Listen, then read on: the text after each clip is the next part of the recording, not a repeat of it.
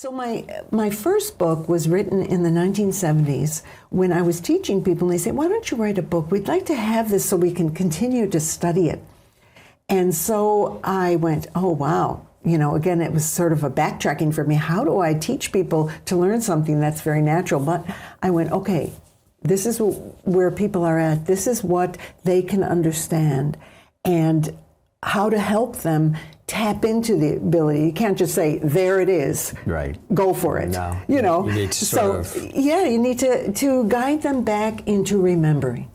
And so I wrote Animal Talk to help people to remember. And it has a lot of stories in there which shift people's consciousness and again, take them back a lot of times to when they were kids.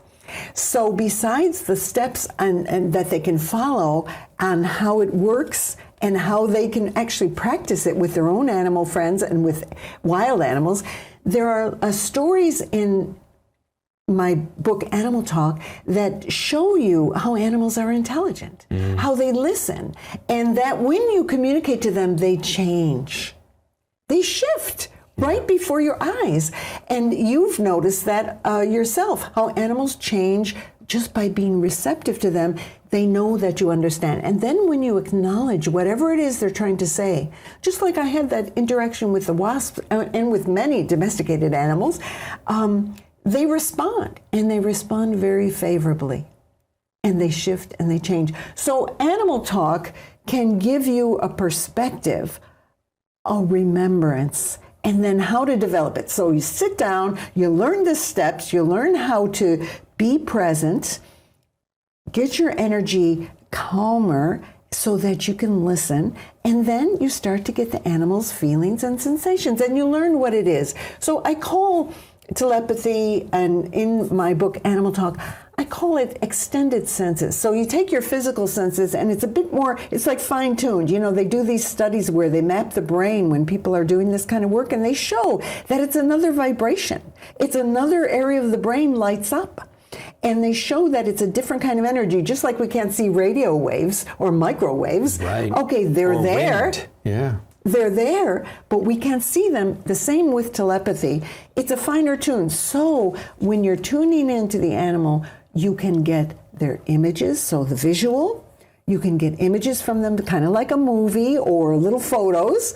You can get smells. You can get taste. You can get what they're tasting, what they're touching, so you can get it kinesthetically. You can feel it in your own body.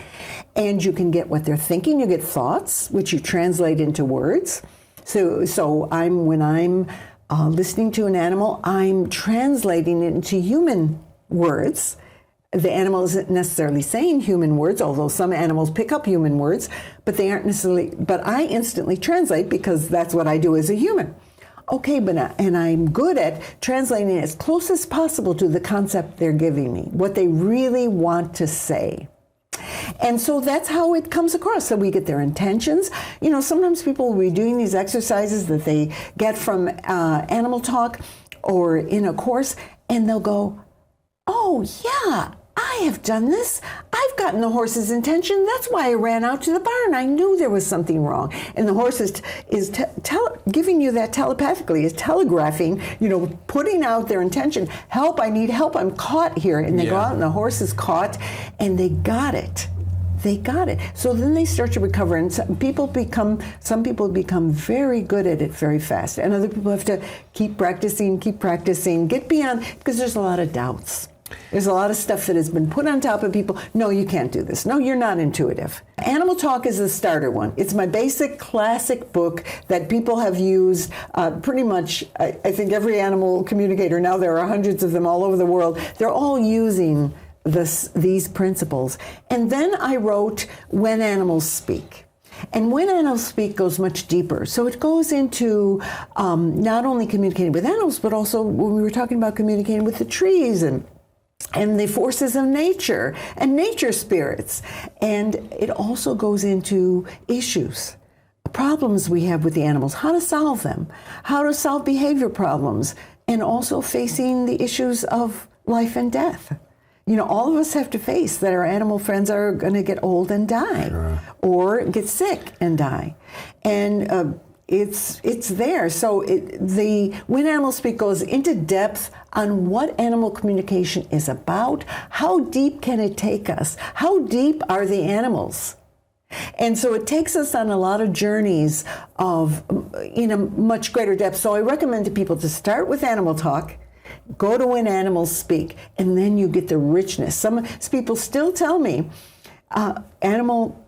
When Animals Speak is one of my favorite books of all time. And they read it again and again. It's very heartwarming and enriching.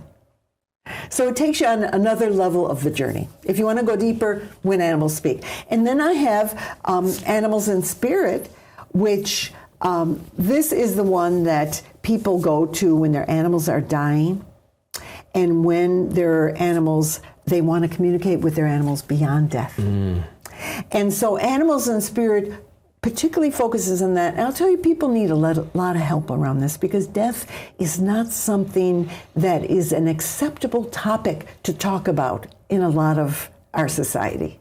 People want to just push it away, but you can't push it away with your little animal friend. You've got your cat living 15 to 20 years, your dog maybe 10 to 15 years, your little fish, your bird.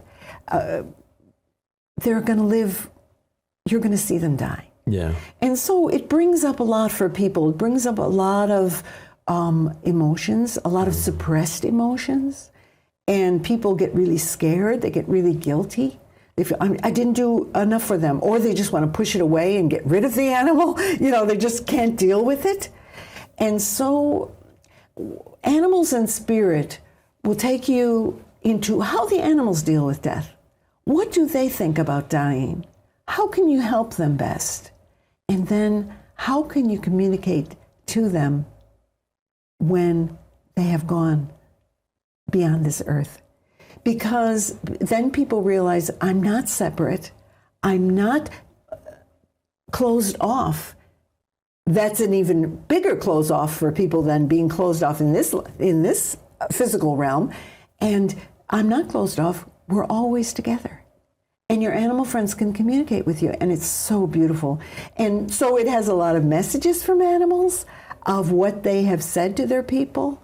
And also it takes up the subject of reincarnation, that many times our animal friends will come back to us because we need more help than just one lifetime. Yeah, absolutely. of an animal's 10 years or 15 years.